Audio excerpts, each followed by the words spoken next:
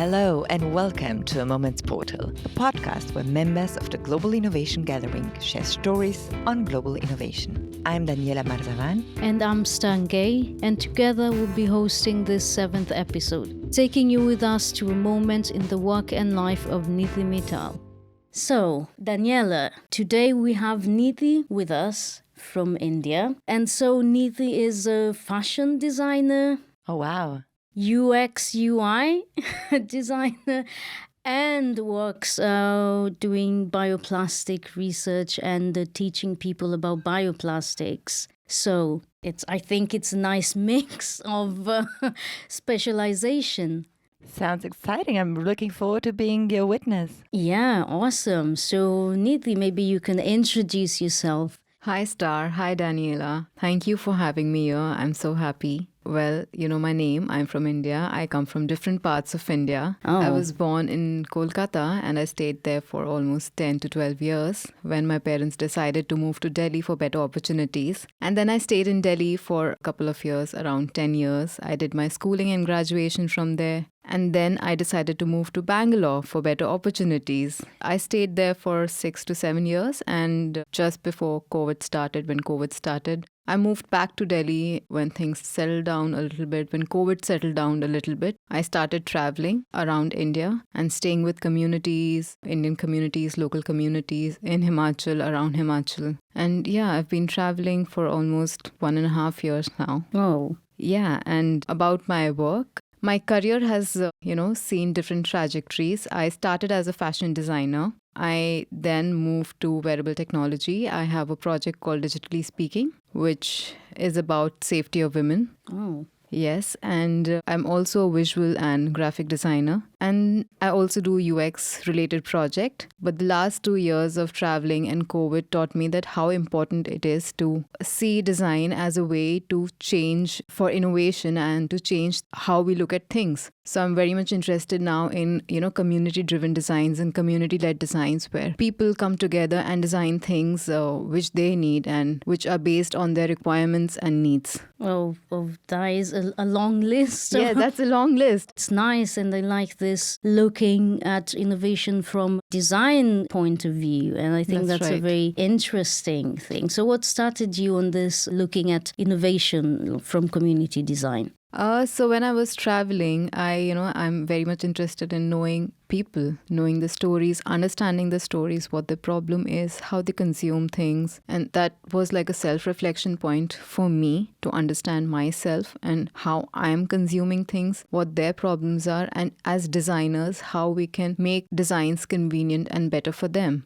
So I started working with a community in near Andhra Pradesh, where we are doing packaging material for the products that the community is designing. They have a community kitchen, and the waste material that comes from that community kitchen, we are trying to make packaging material bioplastic for the products that they make. Oh, wow. So that got me really interested in community-led design. Oh, that's a really interesting story. And I like this taking the materials already there and, not making waste out of it and actually Right. making it to something actually that can be used. Right. And so you're a member of the Global Innovation Gathering. So could you take us to a moment where you felt carried by gig? Definitely. So I was right after graduation. I was working on Digitally Speaking. This was a wearable tech project for the safety of women where I had designed an underwear which, you can do a particular muscle movement and that triggers emergency message to pre-saved numbers and police helpline numbers. So I was presenting this project in India back in 2014, I guess, 2015. Someone from the audience noticed my project. I was right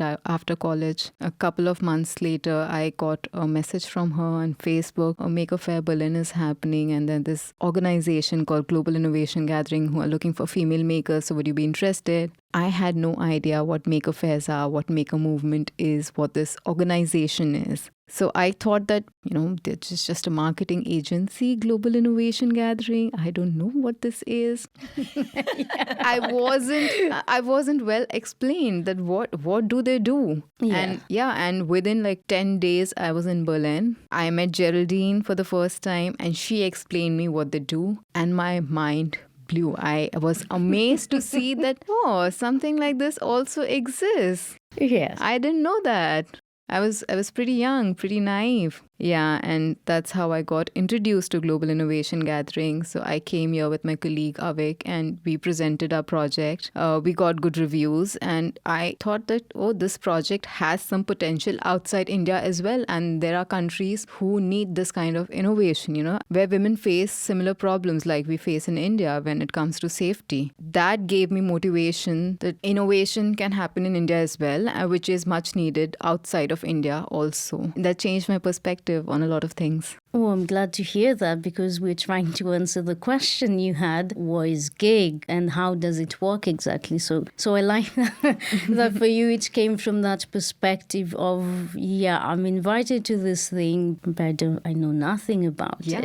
And so it's interesting to hear your journey coming to Republica, to gig and being, wow, okay, so this is there. That makes me very happy.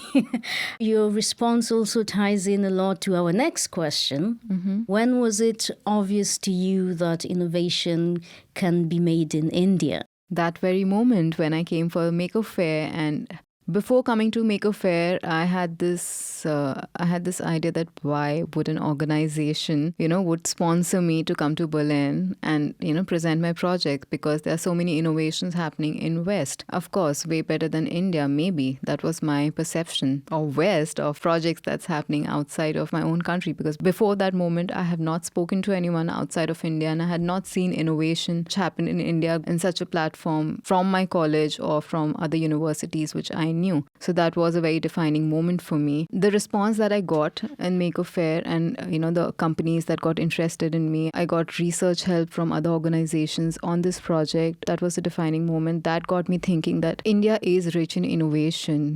We gave mathematics, so we have brains. Yes, that is not in question in any way whatsoever. And I like this, seeing in your eyes the amazement.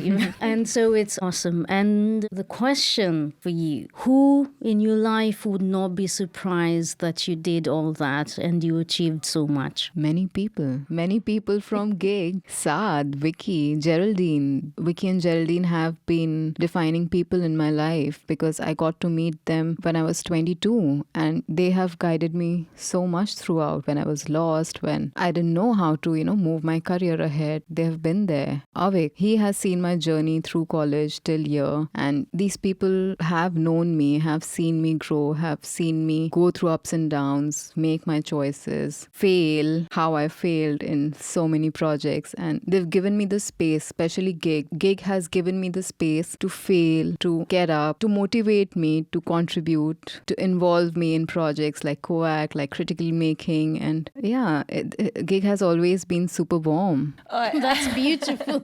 I was choking up as well.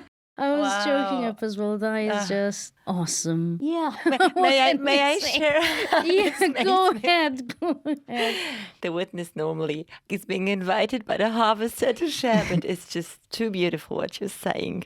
And if I may just, wrap up a little bit of your travels, what I really took away from listening to you is this genuine trust and belief that you put in the hands of who approached you via Facebook. I mean, really. And then trusting and truly believing that the people you will meet 10 days later in a country, on a continent where you had never been before, will mean well to you and will carry you and your career and all these great women and men that surrounded you since then. So this, to me, was the thing that most touched me about your story. And the second one, which is the funnier part, as a sentence you said, I realized in India we have brains. We actually gave mathematics. So why shouldn't we be able to innovate? That was my funny takeaway. And also the perception that Gig, we are a marketing agency. we actually believe we're pretty bad at marketing. Yes.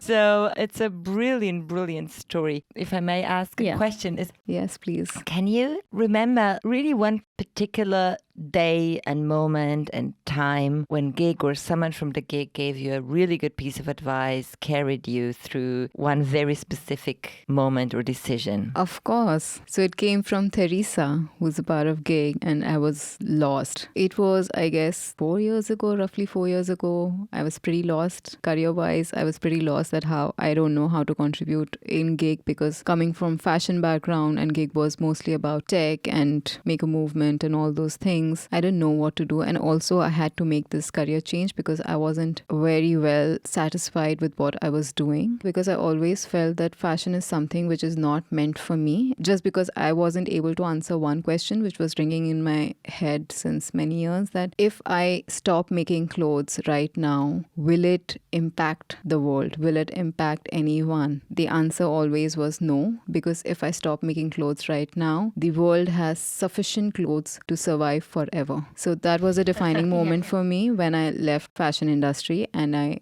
switched careers. But Teresa helped me very much to motivate me. She inspired me to, get back to gig, and she was the one who told me that gig, it's much more than this. She understood, why I'm so lost and not very active on gig these days. And I told her that these are the problems that, I'm facing, and I'm pretty lost. And she helped me. She spoke to me. She tried to make me understand that, we are more than that. It's a maker movement. So making also involves design and fashion and craft. So it's not only tech.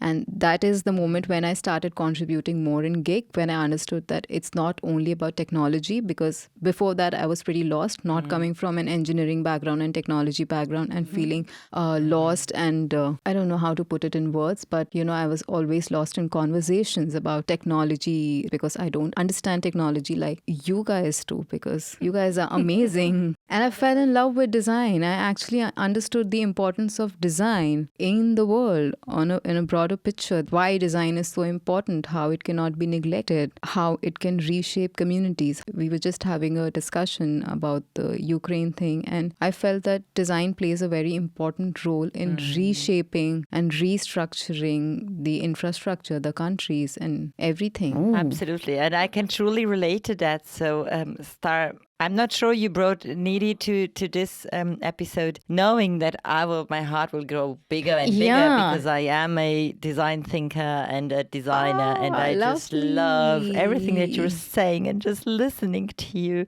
And there is one thing that we miss more in gig, is the non-tech makers and the non-tech women makers. Yes. So what I love about your story is how you tell us about this struggle that at the beginning was like, maybe I'm in the wrong place. Yeah. Did I invite the right person? Yeah. And it's interesting because I don't know if it's a feminine take or something, but it's interesting how this insecurity made you not contribute as much. Yeah. And now you can sit here and be like, design is absolutely important. We can redesign communities by designerly ways of thinking and doing. We can use design as a process, as an approach, as a mindset to reshape our communities.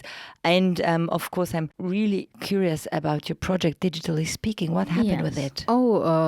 It had tech shortcomings. The technology that we were looking for wasn't quite out there in the market yet. It was still in the research universities, and research universities weren't very open to discussing about it and sharing it. Definitely it wasn't in India, but it was in Germany for sure. And we ran out of money. Oh. Okay, well. God, this has been a very emotional story for me. And at the beginning you said you have a question for Daniela and I, and I'm curious. What is one advice that only you can give me? It could be career, it could be personal, it could be anything. It could be general. Maybe Daniela, you want to start? Oh, absolutely. I think it's listening to yourself and listening to your advice, because your gut feeling will give you the best advice ever. And it's really nice to ask people about their experience to get inspired and to get enriched. Yeah. But the best advisor is your gut feeling, and never neglect it. That's a pretty good advice. The right way. That's a pretty good advice. Thank you, Daniela. Yeah. Thank you. Well, for me, I think it's advice both to you and myself. It's never think you don't have any interesting thing to say. I think that really is something that I struggle with a lot. I'm like, oh my God, why would anyone want to listen to what I have? So for me, it's never think that you have nothing interesting to say. Thank you. Oh, That's a great it was advice. such a great podcast. Thank you.